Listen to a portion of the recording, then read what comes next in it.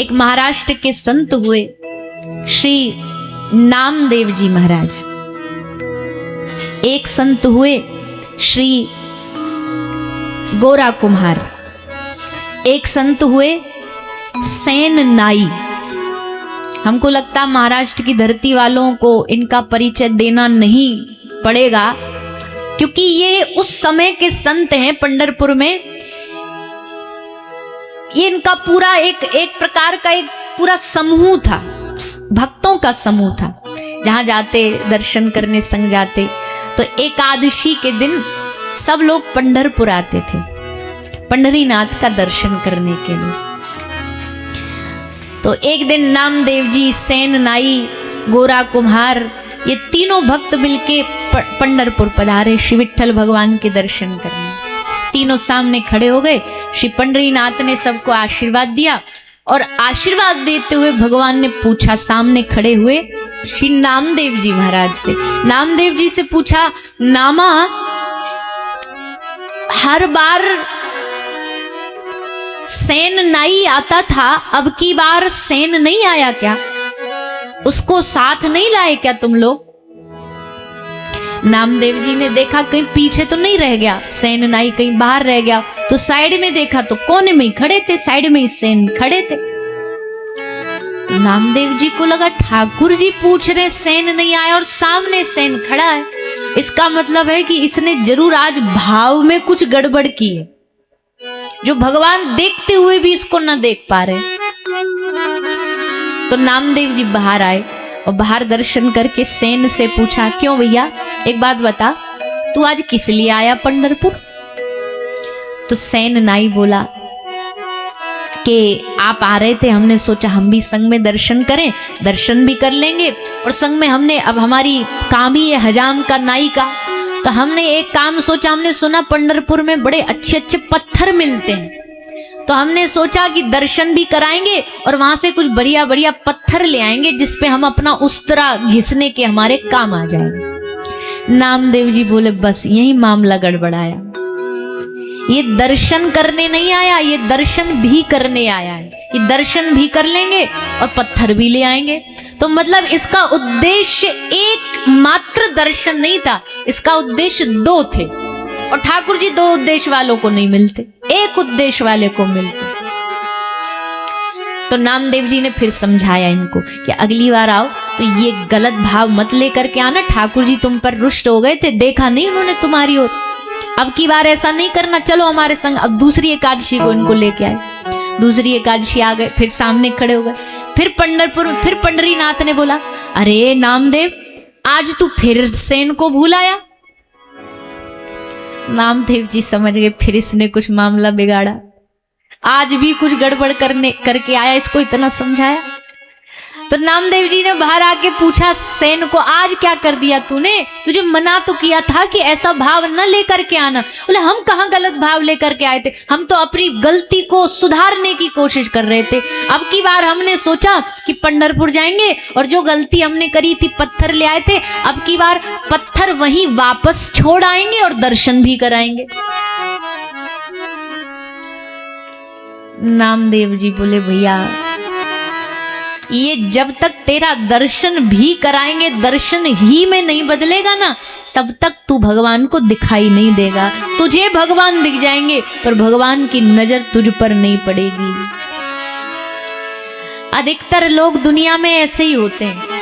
आज देखो काशी पे नए साल में क्या हालत हुई। अब अपने हमारे वृंदावन में देखो प्रशासन को घोषणा करनी पड़ी, भैया मत आओ, ओवरफ्लो हो रहा है, अब हम ना संभाल पाएंगे। फिर नहीं वो सब करना कि दो यहाँ पर भगदड़ मच गई, हत्या हो गई, ये भगवान के यहाँ कैसे हो सकता है, ये वो रोकना पड़ा। इतने लोग आते हैं पर हम किसी की श्रद्धा पर उंगली उठाने वाले नहीं। पर हमको ये कथा देख के ये याद आता है कि उसमें से आधे से ज्यादा लोग दर्शन ही करने नहीं आते, दर्शन भी करने आते हैं। अच्छा चलो दिल्ली से आगरा जा रहे हैं, ताजमहल तो जा ही रहे हैं, रास्ता में बिहारी जी भी हो आएंगे, रास्ता में ही तो पड़ता है।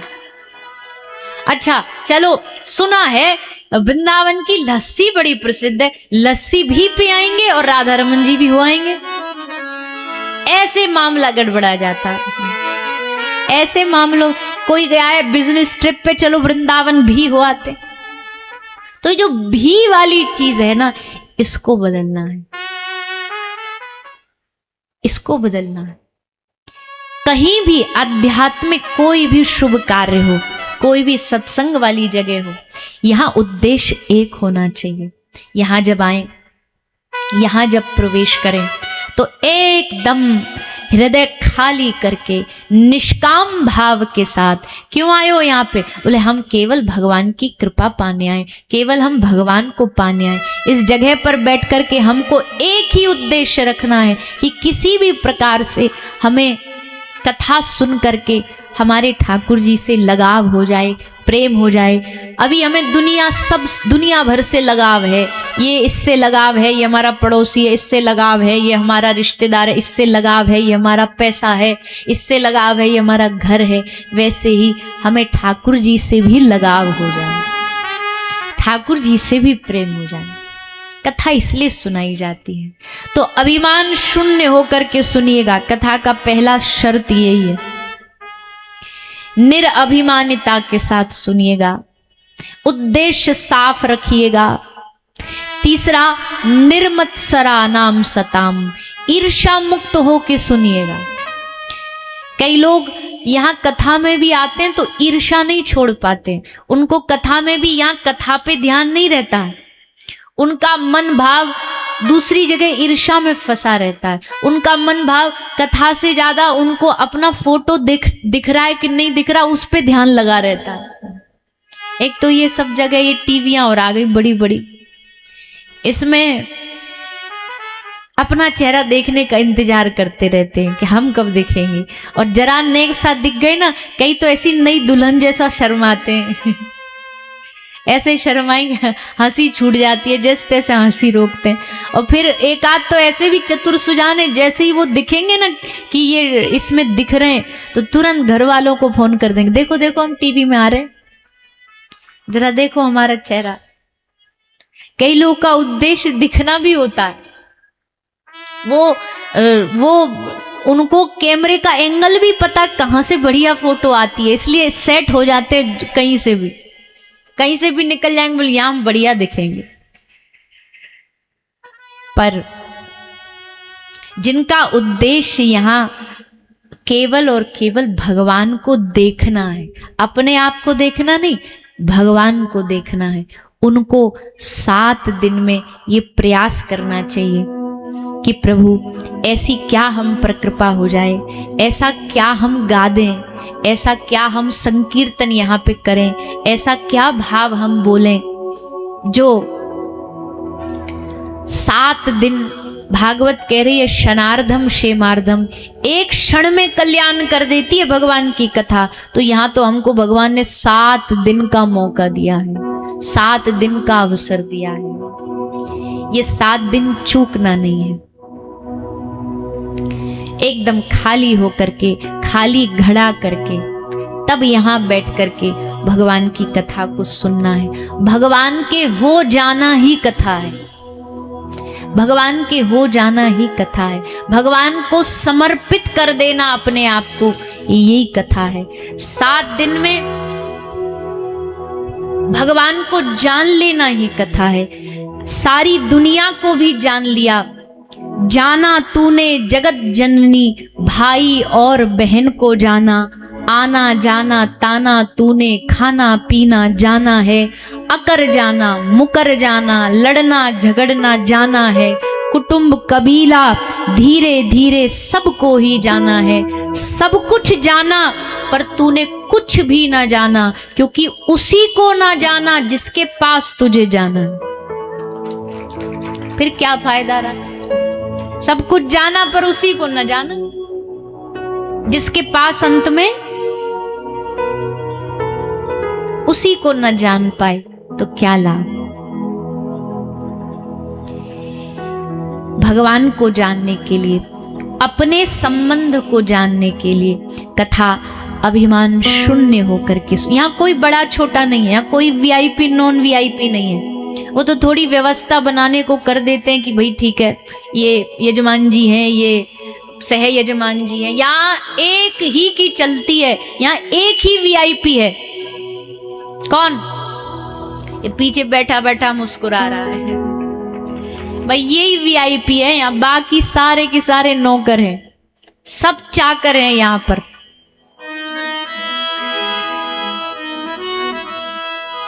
भगवान के सामने किस किस चीज का कौन वीआईपी, और हो भी तो हम कहते हैं कि वीआईपी का अंग्रेजी में फुल फॉर्म क्या है?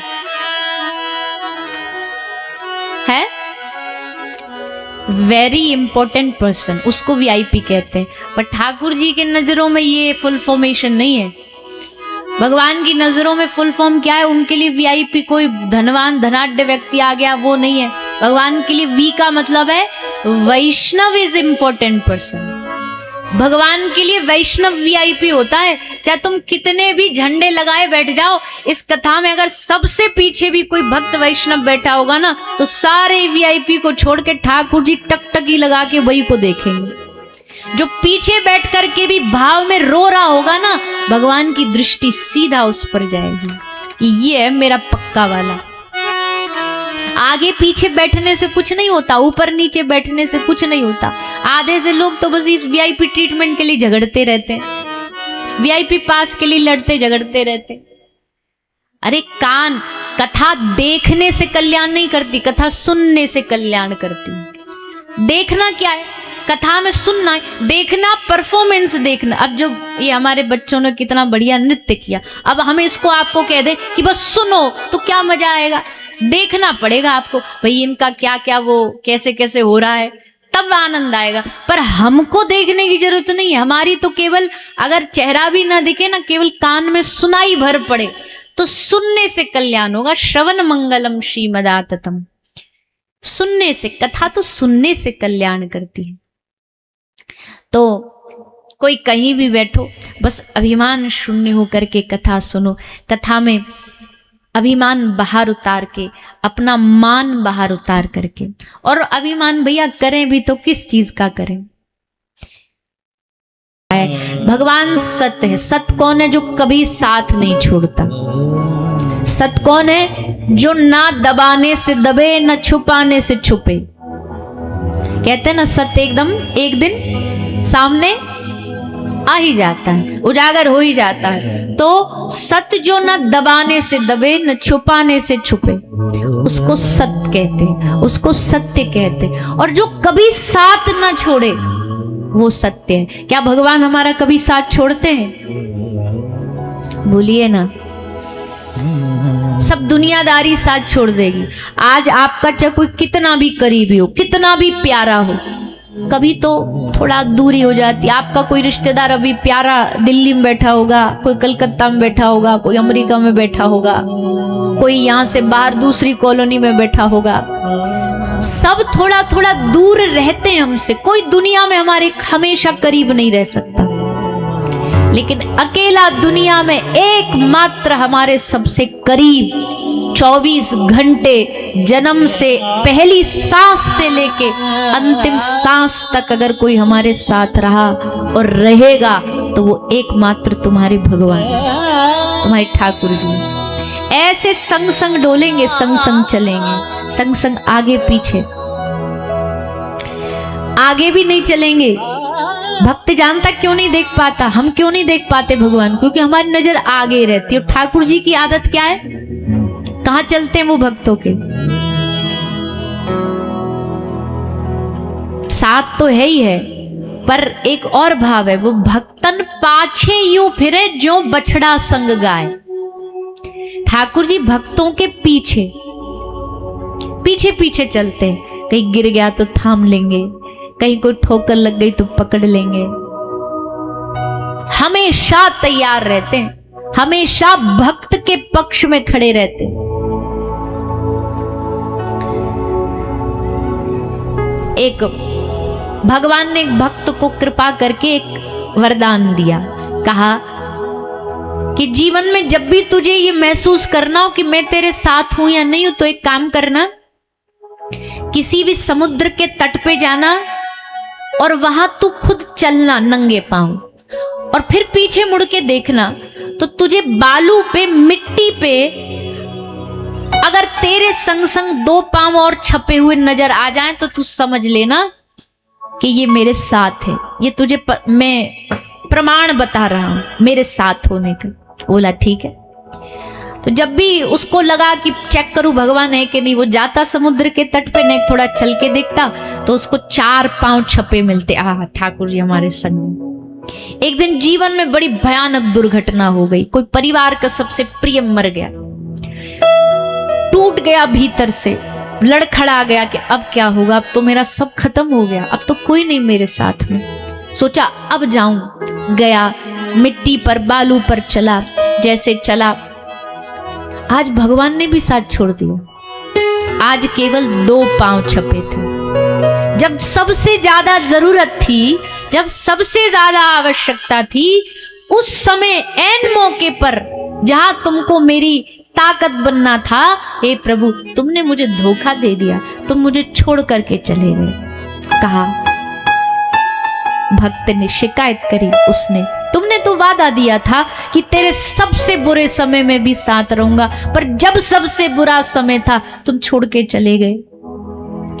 ठाकुर जी मुस्कुराए और मुस्कुरा के बोले, बावरे तू कुछ नहीं जानता, तुझे कुछ नहीं पता।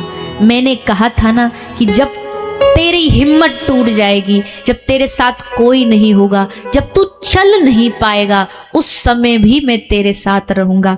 हमेशा तेरे ऊपर दुख तो रहे पर झेलने वाले दुख थे, इसलिए हमेशा मैं तेरे साथ साथ चला। पर आज जो दुख था जिसमें तू पूरी तरह टूट गया, मैं जानता था कि अब तू चल भी नहीं पाएगा, इसलिए मैंने तुझे दोनों हाथ उठाकर अपनी गोदी में ले लिया। वो 2 पांव तेरे नहीं थे बाबरे, वो 2 मेरे थे। तुझे मैंने गोदी में उठा रखा था, तुझे गोदी में उठा करके मैं चल रहा था। ऐसे प्रभु, ऐसे भगवान भक्तन पाछे यूं फिरे, जो बछड़ा संग गाए। सब जगह प्रभु हमारे संग है, संग विराजमान है। कभी जीवन की कोई परिस्थिति इतनी विकट नहीं हो सकती।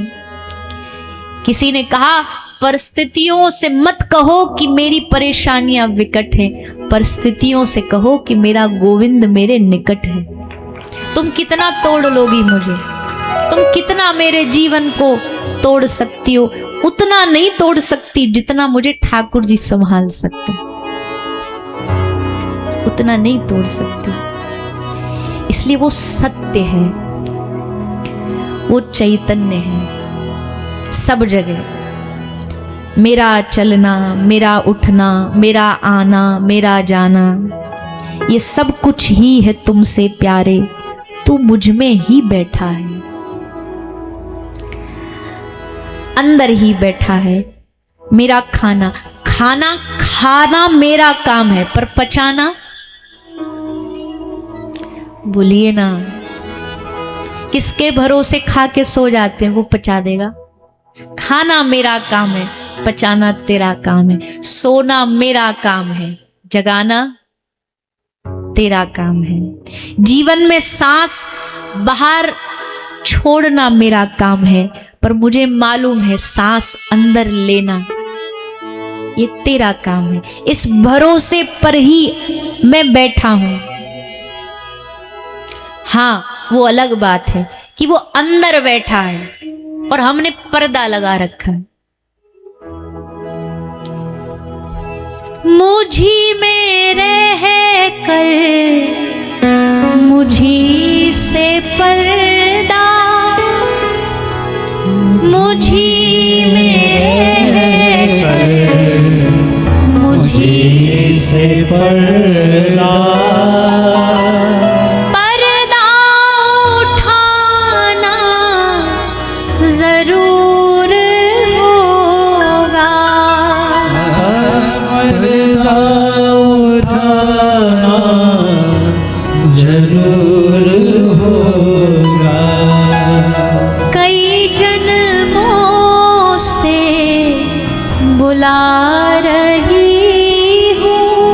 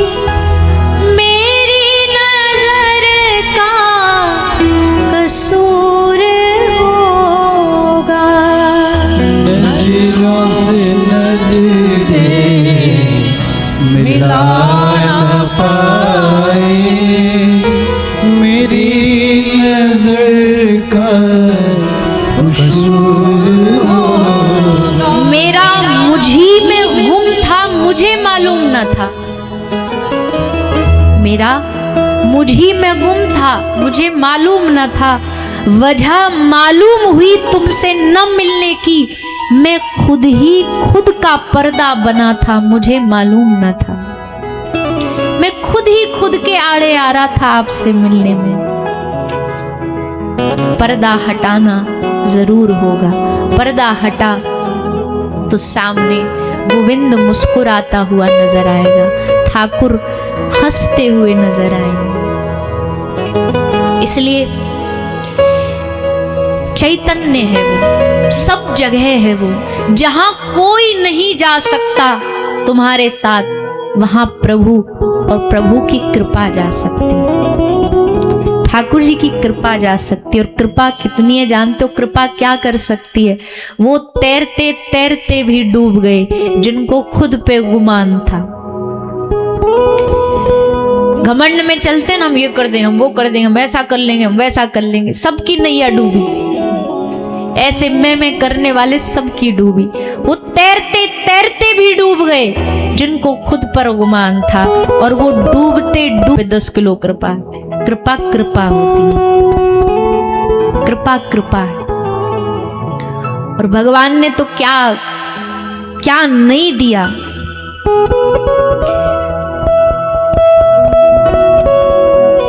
मांगी थी एक कली, उसने उतार के हार दे दिया।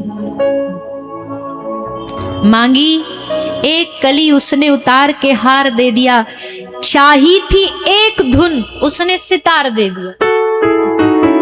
आज हमें कुछ ज्यादा ही शायरी नहीं याद आ रही, इतनी हम बोलते नहीं है कथा में, पर आज लगता कुछ शायर बैठ गया है भीतर। मांगी थी एक कली, उसने उतार के हार दे दिया। चाही थी एक धुन, उसने सितार दे दिया। झोली बहुत छोटी थी मेरे सांवरे सरकार, पर तुमने तो हंसकर पूरा संसार दे दिया। इतनी बड़ी झोली नहीं है हमारी जितनी बड़ी उसकी कृपा है हम पर, जितनी बड़ी उसकी कृपा उसने हम पर बरसाई है। जरा भागती भागती जिंदगी में नेक्स्ट सब ब्रेक लगाओ, थोड़ा पॉज दो और सोचो उसकी कृपा के बारे में। इस दुनिया में हजारों लोग, लाखों लोग हैं, एक समय का भोजन नहीं है उनके पास, एक समय की रोटी नहीं है, रहने को छत नहीं है। इसी बंबई में देख लो, एक वर्ग ऐसा भी है, एक वर्ग ऐसा है जो 1 महीना कपड़ा पहन के उनके लिए वो कपड़ा पुराना हो जाता है, एक दिन पहन के हो जाता है। और उसी 1 साल पुराने कपड़ा को आप घर के किसी काम करने वाले को दो तो उसको पहन के बड़ा गर्व से अपने गांव में जाके दिखाएगा, देखो क्या बढ़िया ब्रांडेड कपड़ा मिला है हमको, कितना महंगा कपड़ा मिला है। उसके लिए वो, उसके लिए सब कुछ है। तो हरि कृपा कितनी है हम सब के ऊपर, खूब है। बस उस कृपा के अंश में भीगो, उस कृपा के अंश का अनुभव करो। सच्चिदानंद रूपाय। और सबसे बड़ी बात क्या कहें, सबसे बड़ी बात तो यह है कि जहां दुनिया में देवता कह रहे प्रभु हमें कथा सुनने का अवसर दे दो, उस बंबई जैसी माया नगरी में माया की नहीं, तुम माधव के चरणों में बैठे हो, इससे बड़ी और कृपा क्या हो सकती है। हम तो नहीं मानते कि बंबई माया नगरी है, हमारे लिए तो ये माधव की नगरी है। क्योंकि हम तो जब भी बंबई आए ठाकुर जी के काम के लिए आए, तो हमें तो ये भगवान की नगरी लगती है। और दिसंबर जनवरी में तो हमको कई सूचनाएं मिली, बंबई में पूरी बाढ़ आ गई कथाओं की। इतने प्रवक्ता, हमको लगता वृंदावन सब छोड़ छाड़ के यही बंबई आ गए हैं। इतने कथा हो रही हैं, दिसंबर में इतनी हुई, फिर अब जनवरी में यहाँ भी हमको पता 4-5 तो अभी भी चल रही हैं। पर हमको नहीं लगता किसी का भी पंडाल खाली होगा, सबके पंडाल ऐसे ही भरे हुए होंगे। क्यों? क्योंकि कथा कहने वालों की कमी नहीं तो सुनने वालों की भी कमी नहीं। प्रेमी है ठाकुर जी के, कैसे कम हो जाएंगे। हमको सुनने थोड़ी आए हो आप। चलो बताओ, अभी हम आपको माइक पर अपनी कथा सुनाए 3 घंटा, सुनोगे? झूठ नहीं बोलो, सच्ची सच्ची बोल दो, हमें बुरा नहीं लगेगा। नेताओं की सभा में क्यों मन नहीं लगता? मतलब किसी को कोई कटाक्ष नहीं है, पर वहां श्रद्धा नहीं होती। वहां कोई जाता भी है तो दूसरे कार श्रद्धा से नहीं जाता। यहाँ श्रद्धा से आते, क्योंकि पता व्यास जी अपनी गाथा नहीं सुनाएंगे, यहाँ बैठ करके वो ठाकुर जी की गाथा सुनाएंगे, उनके भक्तों की गाथा सुनाएंगे। 10 मिनट भी अगर हमने अपनी गाथा सुना दी ना, तो सारा सत्संग परिवार रात को मीटिंग करने आ जाएगा, जी थोड़ा कथा पे ध्यान दो नहीं थोड़ी कथा सुनाओ, अपनी व्यथा मत सुनाओ। तो कथा सुनने और सुनाने वाले प्रेमियों की कमी नहीं। ऐसी भगवान की प्रेममयी कथा। क्यों? क्योंकि भगवान प्रेममय है, सच्चिदानंद रूपाय, सुंदर, विश्वोत्पत्त्यादि हेतवे। कर्म क्या है, गुण क्या है? पहला जो सत्य मार्ग है वो कर्म प्रधान है। जैसे बहुत सारे लोग नहीं बोलते हम बिजनेस करते, हम काम धंधा करते हैं, हमारा एक ही धर्म है। भैया सच्चाई से जियो, झूठ ना बोलो, यही हमारा धर्म। सत्य कर्म प्रधान है। चैतन्य ये भक्ति प्रधान है। चैतन्य का मतलब होता है जितने भी ठाकुर जी के अर्चक हुए, अर्चना के भक्त हुए। अर्चना समझते हो? भगवान की जो सेवा करी जाती है, ठाकुर जी को श्रृंगार किया जाता है, आरती, भोग, आरोग, ये सब अर्चना में माना, ये अर्चन भक्ति मानी जाती है। तो जितने भी अर्चन भक्ति के लोग हैं, ये भगवान को चैतन्य मानते हैं। हाय, वो साक्षात उनका भगवान है, प्रभु ही विराजे। और वो नहीं भी, अगर वो मूर्ति है भी, हाँ माना मूर्ति ही होती है, पर उस मूर्ति की पूजा बाजार में वो मूर्ति रखी होती है, दुकानदार के दुकान पे उसकी कोई पूजा नहीं होती। वही मूर्ति दुकानदार क्या रखी है, कोई आरती करता है उसकी, कोई फूल चढ़ाता है उसे, बाजार में बेचने के लिए रखी है। और जब आप उससे खरीद भी लोगे ना कि भैया हमें एक मूर्ति पैक कर दो, तो उस मूर्ति को एक डब्बे में पैक करके देगा।